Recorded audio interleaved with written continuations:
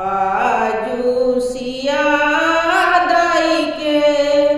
ब्याह के लगनिया है सखी घर घर मंगल बाजन बाजे घना घोड़ है सखी घर घर मंगल बाजन बाजे घना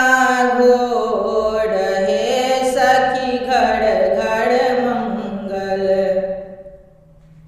आए बड़ियाती साजी विविध बहन माहे सखी घर घर मंगल आए बड़ियाती साजी विविध बहन माहे सखी घर